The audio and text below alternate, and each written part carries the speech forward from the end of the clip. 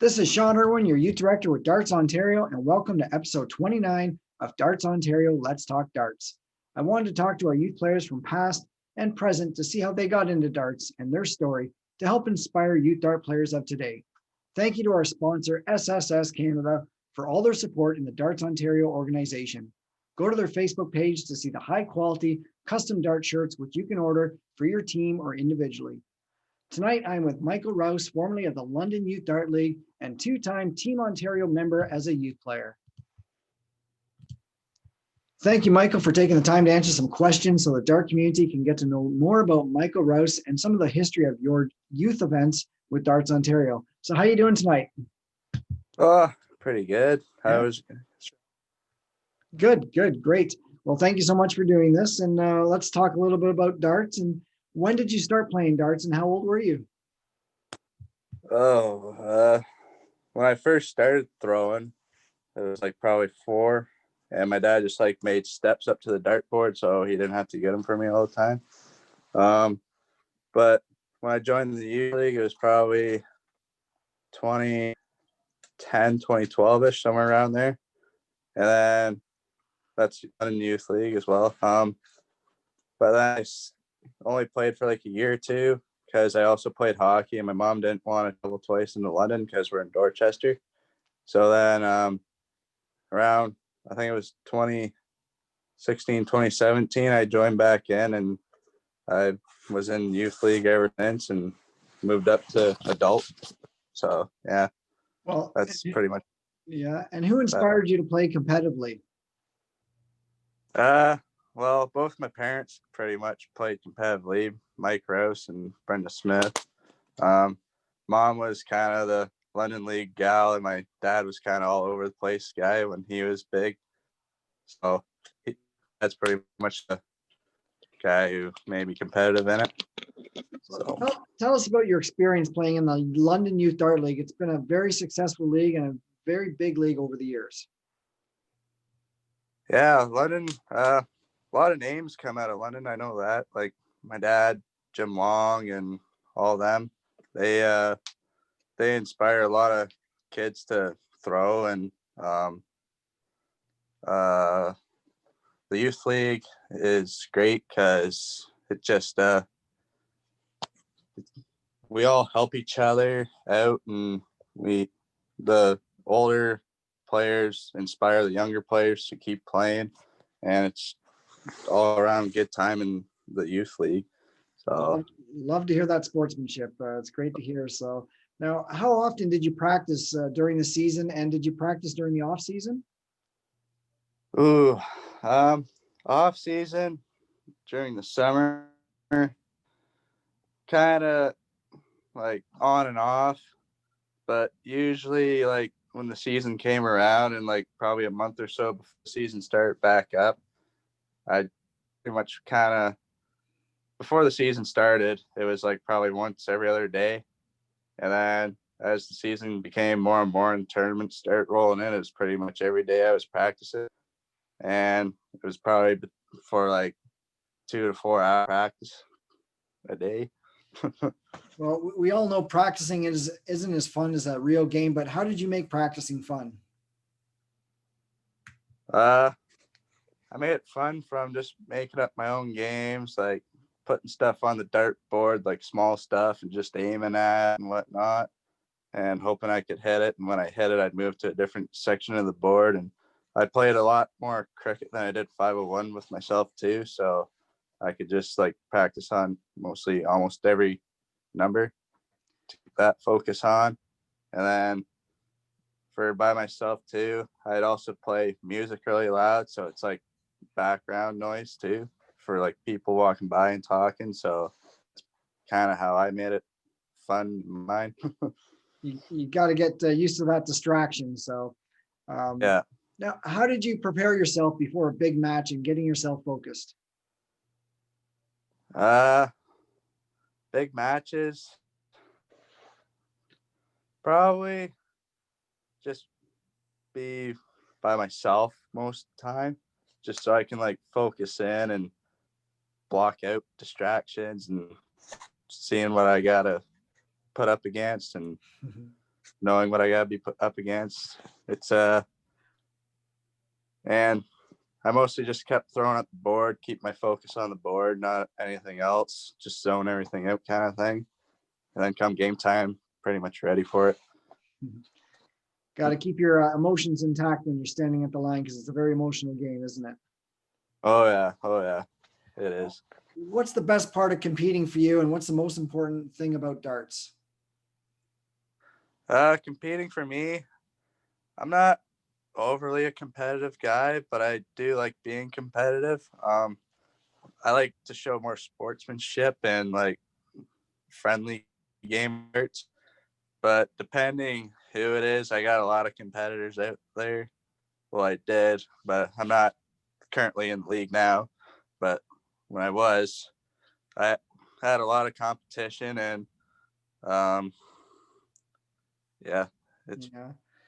it's tough. Now, after the match is over, you had a good performance. What's the one thing you like to do?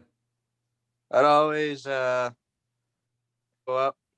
Well, after a match, either if I take it out or if the other player takes it out, it's usually I leave my darts on the board and tell the guy or girl good game and shake their hand. Or nowadays it's like, elbow or whatever. And then take my darts out and say good game to the chalker and shake their hand too, whatnot. All sportsmanship. Yeah, it is. So now looking at the Darts Ontario website, trying to find some of your zone history, and there's not much back there. So when did you actually start playing the zone shoots with Darts Ontario? Because of me playing hockey mostly, I didn't really go to the zone shoots because, like I said, I did one in 2012, I believe. I was with Mason Madonna. He quit in 2014 or so, but that's just because he had different sport too. Um, but that was my first zone shoot. Then my mom took it to either hockey or darts, so then I went to hockey just because I had more friends in hockey. But then I found traveling gets annoying and stuff, and so it's like, go back to darts, see my friends there again and all. So back in 2017, I started that again, and ever since 2019, that's about it for zone shoots from 2016 to 2019, really. Well, that's what I found. In 2017 and 2019, you finished first in your zone shoot. And then at Provincials in 2017, you finished second in senior doubles. But that year in singles, you made it to the stage as well and finished second. But you made Team Ontario. So take us back to 2017 Provincials and finishing second in each event, and take us to that semifinals where you had to beat Raven from Hamilton to make the team. Oh, yeah, Raven. That one was a tough one to beat. I don't want to talk smack about him, but like I think he got like the nerves got him a little bit because I believe I beat him 3-1 or 3-0. I can't remember. But like I said, it's all about being in the zone, kicking, like blocking out the nerves. And I kind of didn't want to show any mercy to the stage that year. It's like I also that year before then wasn't actually going to go because I had my wisdom teeth pulled. So like I had no food from pretty much Thursday all the way to Sunday. So by the time I was on stage, I was looking like a zombie, and my eyes were yellow, and like I was so pale, and I get up to stage, like I'm nervous now because the wait to get on stage, and I just feel dead, no food in me or nothing. So like I could have gave Travis probably a better run for his money if I actually had food in me. But the doubles, me and no, it wasn't me and Trevor. It was me and Stephen Wilcox. We were shooting pretty good all through the whole tournament, and I think nerves got us when we got on stage because, like I said, teeth being pulled and all and whatnot. And he was shooting amazing. I just couldn't help pretty much. Well, it's pretty nerve-wracking being on stage in front of hundreds of people watching you play. Yeah. So, yeah, especially have your wisdom teeth out. So before talking about your time at Nationals, we continue with Provincials. In 2018, you didn't have the success like you did in 2017 at Provincials. Take us back to 2018, and what advice would you give to those that do so well one year and have that target on your back that everyone wants to beat you, as you were the Team Ontario member from the previous year? How do you cope with that and the defeat of knowing you're not going to make the team again? Don't let it get to you. It was kind of tricky. I had a lot happening that year too, so my mind wasn't in the right set. It's best to go into that stuff with a good mindset. Yeah, you got a big target on your back now, and because everyone guns for you. But the advice I'd give, just keep a good mindset and be confident, I guess. Some good advice, that's for sure. And we don't win all our matches, and being a 2 out of 3 in the round of 16 or round of 8, anybody can win. Yeah, my dad told me don't get down on yourself because you lose more than you win them. That's true. So in 2019, this was your last year as a youth. You finished top 8 in doubles, but in singles, you were awesome. In the top 8 knockout round, you had to play your partner, Trevor Pettigrew, the 2016 junior male singles champion. Then in the semifinals, Oshawa's Big Red, Robert Taylor, who was on Team Ontario in 2018, you went down to the 5th and final game, both of you on your double, but you hit that double first for the big win. Yep. That put you on the team again. And in the finals, you played Tyler Hergott from Guelph. And in your final year, you became the Ontario male singles champion for seniors. Take us back to each round of the knockout and feeling of winning it all your final year. Well, first round knockout. We'll go to Trevor. I felt so bad playing. Like, me and him did not want to play each other. We want to be on stage together so bad. To be in like that first pretty much round knockout, it was tough. A lot of emotion going on there, and he got me the first game. He swept me the first game. It's like I can't shoot, and my mind wasn't set because emotions going. He pretty much just blanked me the first game. Second game, I got my mind back in control, let the nerves kind of go away, and I ended up hitting the double before him. And then I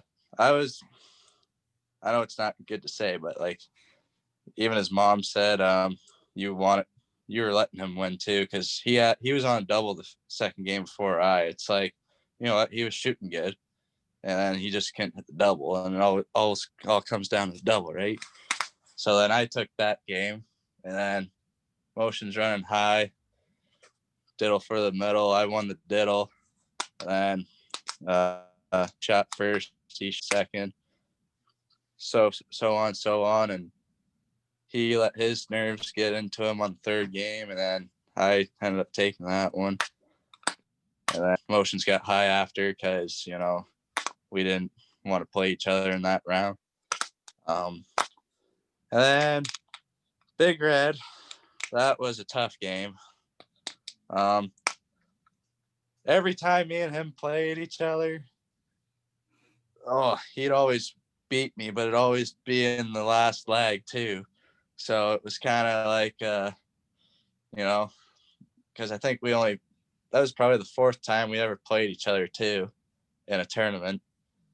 And I finally got him, and it was the tournament to win. So first game, we were neck and neck the whole way until the fifth game. But like, I think I won the two first games. He came back with two, and then the fifth and final game all came down to the diddle. I won that again, and then his nerves ran high too. I don't know if his nerves did run high or if he wanted me to win because it was my last year or something. But I ended up taking that one, and then roll through. Finally got on stage after a couple hours. That's a long wait. Tyler Hergott and I on stage, and I wasn't really shooting to win. I was just having fun on stage because like I made it weight off the shoulders last year. Beat it. I think it was best of 5, right? Best of 3 in the finals. Oh, okay. So I think I won the first few games. No, sure it was best of 3? Yeah, best of 3. Yeah. I think you guys went to the third and final game, I believe. Yeah, we did. Yeah. So it was, I got the first game, I believe. And then he got second, and then I got the third, and that ended everything. And on stage, I think my nerves weren't as high on stage. I think my nerves were running higher when I was in Big Red Tyler, and just because he's a good opponent, and I've never beat him before, so it's like to finally beat him and beat him to the stage. It was a good feeling for me. So I was just all happy I got that game and made it on stage again. Well, you did it again. You were on Team Ontario again. And trust me, Big Red did not give you that game at all. You deserved it. He wanted that bad. So, Oh, I know. So next up, Nationals. In 2017, you went to St. John, New Brunswick. Talk to us about your first Nationals and how was that experience? And you did finish joint third in senior male doubles with Travis. Yeah. St. John's, that was my first ever airplane ride. So that was a little fun. I'm a big heights guy. So going to St. John, good experience. It's nice, good tour from the airport all the way to the hotel. I think it was an hour or two anyways. So got to the hotel, we unpacked, and then we all met up, went to see the play area, and it was a great setup. I think it was 2 rows, all boards, and the the intro, like where everyone walks in and whatnot, like the opening ceremonies. Yeah, ceremonies. That was a good experience because it was also their, I think, 50th celebration, something. I can't remember what it was, but they were also having like a big thing in the city too. So that was also fun, and we explored a lot and all the caves there. That was pretty fun too. Me and Travis playing though, joint third. It's not what we wanted, but like being my first time to a nationals, it was a little bit nerve wracking. My mind wasn't set very well. It was a good experience though. We had a lot of fun. And Travis shot very well too. I couldn't get my game going because, first nationals, just I didn't know what to expect. So that's pretty much it there. Well, You did it again because in 2019, we took you to Saskatoon. So tell us Yeah. about your experience at your last youth event and what was some of the highlights and what matches really stood out for you and your results? Uh, Matches that stood out for me. Um, Donovan, he stood out very great there. He did amazing. Youth player from Cornwall, I believe. Yeah. Yep. Um, he's an amazing shot. Same with Zach Van Vliet. Everyone on the team shot amazing. Um, But what about your match? What stood out? Any of your matches that really stood out for you? Because I can think uh, of. Probably the one big one where we won the Nordor Cup, I believe, against what's his name? You had Um, you had to play Josh Wood from British Columbia. yeah, yes, because he got the triple crown too, and to beat him, I think that was a good one to win. Everyone was kind of rooting for me because I think everyone just wanted to see Woods go down for once. He doesn't lose many games, but like I said, everybody does lose. Yes. Me and him played in the what was the first match again? I think it was on the Friday night. Would have been the singles First bursary or something, I think. or the bursary. Yeah, it could have been a bursary. Yeah, I believe so. I think it was either the first night singles or it was the bursary. But me and him were playing for top 8, and we ended up going to all 3 games as well. So it's pretty much like another big red there. He He's yeah, he really brought the best out of you. oh yeah, he did. But it was good games. He shot amazing and very fun to play against too. So tell me, in the game of darts, you really got to become an expert at calculating in your head and thinking really fast so you know what to shoot for and what to leave yourself for an out. How did you become so good at being able to do this? Uh Probably just the experience, uh, and all the practice I've done, I guess too. That helps. Um, Even with the just games I play and even just at regular youth darts, that was uh actually the leaders at youth darts, they'd help you out if you didn't know. So um when they would even the adults, when they chalk for you and you ask what do I have left, and then they tell you, it's like a memory thing. So it's once you have that plan in your head, you pretty much know. Like I said, it's an experience thing. Once you get used to it all. So You really got to chalk your own game sometimes and chalk for other people, and you're really going to be able to improve on that as well. yeah. Have you been playing any online darts at all? I do not, because I don't have the what do you call it? I don't know. Yeah, the Um, different equipment and different programs. So, yeah, I don't. now So I don't. how is the transition going from youth to adults? And have you been playing any adult leagues at all?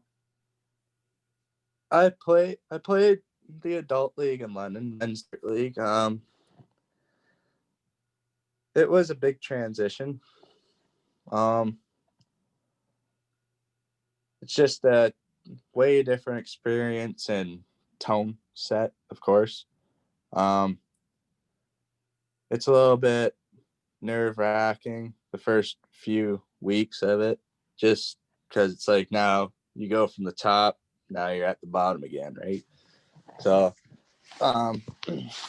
it's a transition Yeah. because I don't know how to explain it.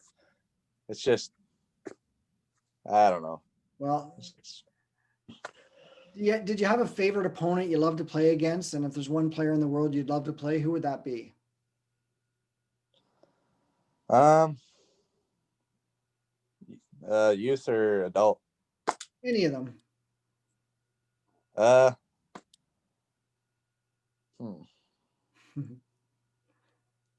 Maybe it's your dad. yeah, probably Trevor Pettigrew though. Yeah.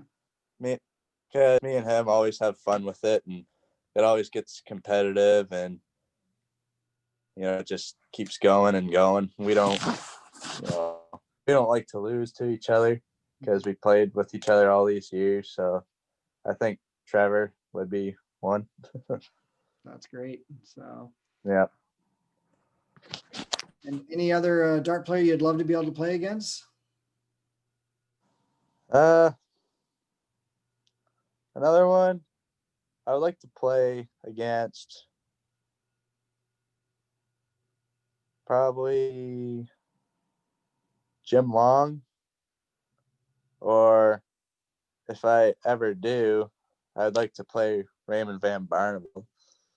Oh, He's probably my favorite dart player over across the sea. So great dart player for sure. So, but as we wrap this up, any advice that you can give to the youth that help follow your success? Don't be afraid to ask questions or shoot for it as long as you can ask what to shoot for. Don't let the nerves get to you, I guess. Just play your own game and make sure you show sportsmanship because that goes a long way. And just have fun at it. That's great. Great advice. So thank you so much, Michael, for coming on and doing an episode, and wish you all the luck. Hopefully we see you picking up your darts again, playing at some tournaments and maybe the provincials. Oh, yeah, they better watch out. All right. Like to hear that. You take care. Nice talking to you. Have a great night. You too. You too, Shawn. Bye. Bye. That was great talking to Michael Rowse of the London Youth Dart League. Great going down memory lane with these youth players and the experience of being at provincials and nationals. Make sure you go to our website at www.dartsontario.ca to find out more information about our organization, and go to the Darts Ontario Facebook page and hit like to get all the updates. Are you a current or former youth player in the Darts Ontario program? Would you like to be on one of our episodes? Please email me at youth@dartsontario.com. This is Shawn Irwin, your Darts Ontario Youth Director, and make sure you check out our next episode interview on episode 30 of Darts Ontario Let's Talk Darts. Thanks for watching and see you next time.